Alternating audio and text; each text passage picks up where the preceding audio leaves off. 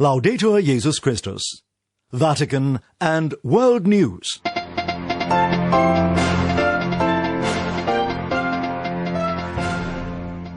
In the headlines this Saturday, November the 28th, Pope Francis presides over the 7th consistory of his papacy, creating 13 new cardinals. Ethiopian forces launch an offensive to capture the regional capital of Tigray. And as governments ease COVID-19 restrictions over the Christmas holidays, bishops' conferences across the globe put new measures in place that aim to help the faithful share hope. In the Vatican, I'm Linda Bordoni. Pope Francis today is creating 13 new cardinals who hail from across the globe. It's the 7th time Pope Francis has announced a consistory since his election in 2013. 2 of the cardinals designate have not been able to travel to Rome for the ceremony because of the COVID-19 and travel concerns. They are the Vicar Apostolic of Brunei, Cardinal Cornelius Sim, and the Archbishop of Capiz in the Philippines, Cardinal Jose Advincula. The 2 of them are participating in the consistory remotely thanks to digital technology, and they will receive their red hats and rings from a Vatican ambassador at a later date. Because of COVID precautions this year, there will be no courtesy visits, and each cardinal present here in Rome has a 10-person limit for guests. Of the 13 new cardinals, 4 are over the age of 80 who are joining the college as honorary members, named by the Pope to recognise their lifetime of service to the Church. The other 9 are under the age of 80 and eligible to vote in a conclave to eventually choose Pope Francis's successor. As of Saturday, there will be 128 voting age cardinals. Among the new voting age cardinals is the first African-American, Wilton Gregory, the Archbishop of Washington, D.C. In other news, Pope Francis has again reiterated his plea for a peaceful solution to the crisis in Ethiopia that pits the government against liberation activists in the northern Tigray region. His appeal came on Thursday evening in a statement in which the Pope lamented the worsening humanitarian situation in the Horn of Africa nation. Holy See Press Office Director Matteo Bruni said the Holy Father is calling for prayer for this country and appeals to the parties to the conflict to stop the violence, to protect all lives, especially those of civilians, and to restore peace to the people.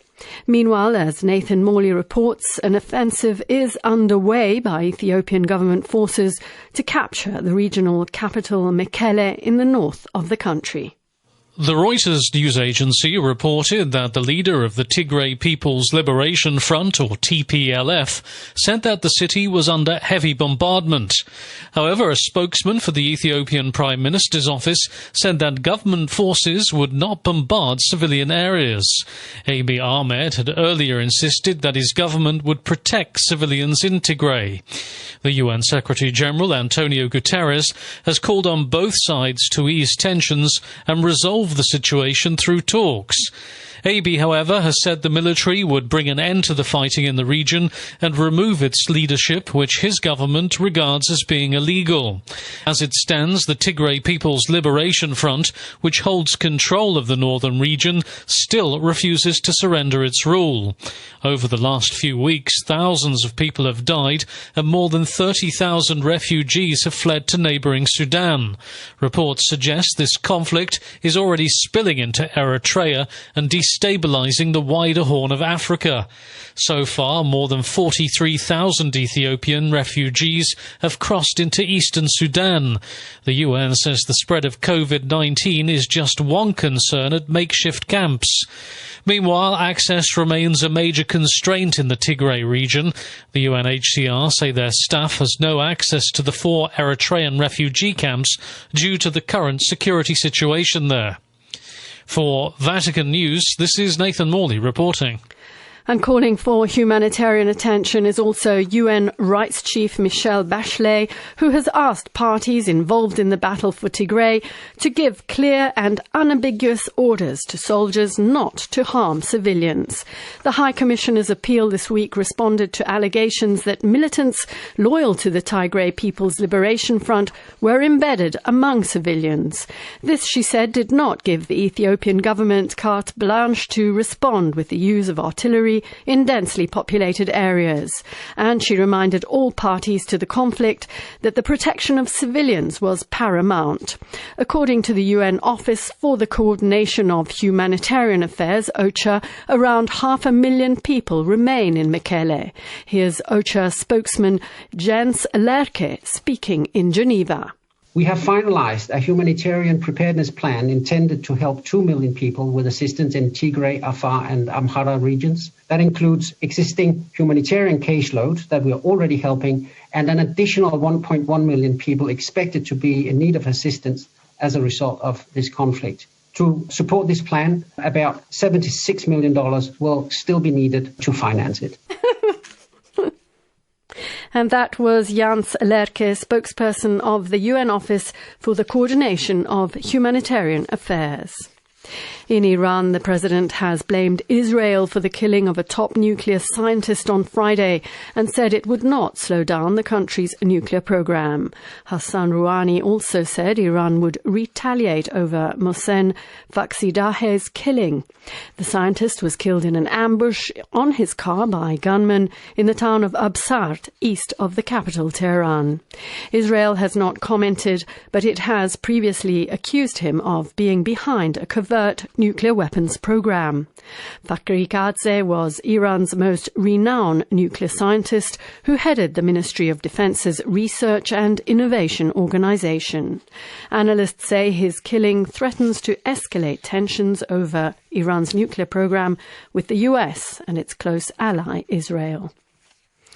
Belarus's President Alexander Lukashenko has hinted he may be prepared to leave power after months of protests against his disputed re-election in August.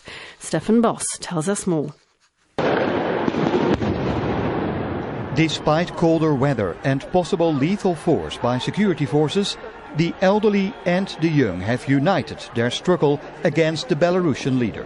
Hundreds have been detained in recent days in ongoing protests against President Alexander Lukashenko's re-election in August. Demonstrators do not believe he won the ballot with 80% of the vote. They say he should leave after ruling Belarus for 26 years. Amid the pressure, President Lukashenko suggested that he be willing to step down from his position of power under a new constitution. He says, "I'm not making any new constitution for myself. I will not work with you as president under the new constitution. So stay calm and take this calmly." He promised the new constitution would reduce the power of the president. Parliament is due to discuss the reforms by January next year. But the opposition considers the proposed constitutional changes a delaying tactic to discourage protesters. It would make it more difficult for Lukashenko's main rival, Svetlana Tikhanovskaya. Backed by the opposition, she considers herself the president-elect after the August 9th presidential elections. She recently spoke about her unexpected popularity among voters after her husband was jailed for running against the president.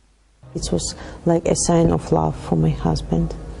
I was sure that I will not be registered, and I'm sure that did it just to make love. It will be funny. You're a woman, nobody is going to vote for you, nobody is going to follow you.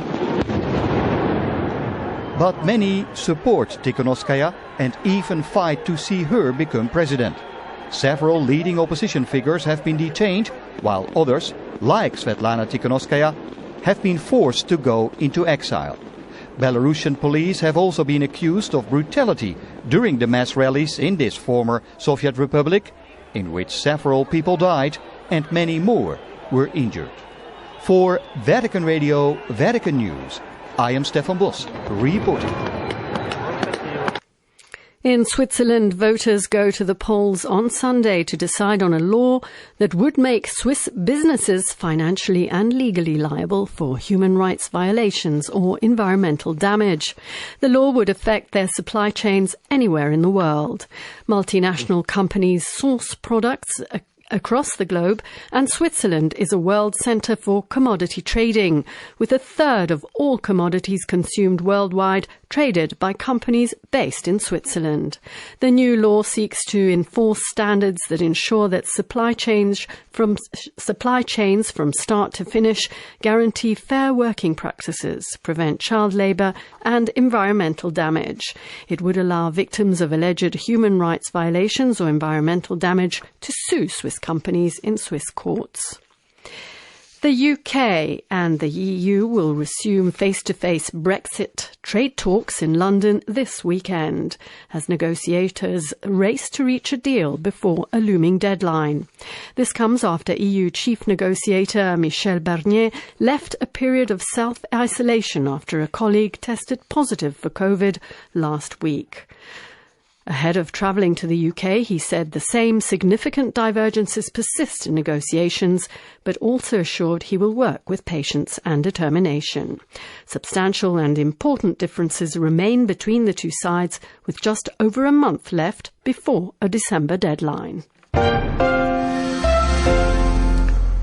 And finally, as governments look to easing COVID-19 restrictions over the Christmas holidays, bishops' conferences in a number of countries are putting measures in place for the Advent season that encourage people to share hope. Lydia O'Kane has more. This year will be a very different Advent as restrictions remain in place in many countries due to the coronavirus pandemic. Yet, according to the Archbishop of Armagh and Primate of all Ireland, Eamon Martin, perhaps this year more than ever, we need ideas and inspiration to help us delve deeper during our hours of isolation and restriction, to find that glimmer of light, that note of joy, that promise of consolation. Ireland will lift its highest level of curbs on Tuesday. Churches will remain open for ceremonies, but restrictive measures will remain in place. Ahead of the beginning of Advent on Sunday, Archbishop Martin is encouraging people to share hope this season. The Primate of all Ireland adds that since the outbreak of the pandemic, the people of Ireland have endured testing times with courage, resilience and compassion. Individuals and communities have made great sacrifices for the protection of life, health and for the common good. The Archbishop underlines that the seasons of Advent and Christmas occur in the depth of winter, reminding us that Christ was born to bring hope to a darkened world.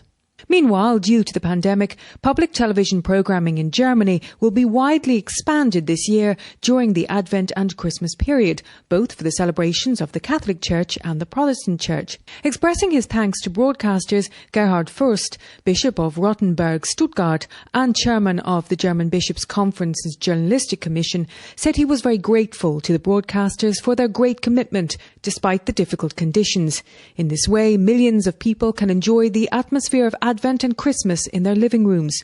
In Italy, the Italian Episcopal Conference says it is continuing to monitor the current health situation and is collaborating with the government. The Italian government will ease anti-COVID restrictions in 5 regions from the first Sunday of Advent. Lombardy, Piedmont and Calabria will be downgraded from red to orange zones, while Sicily and Liguria will drop from the orange to the yellow zone, which has least restrictions. Friday's decision follows a steady decline in hospitalisations from coronavirus in much of Italy over the past week.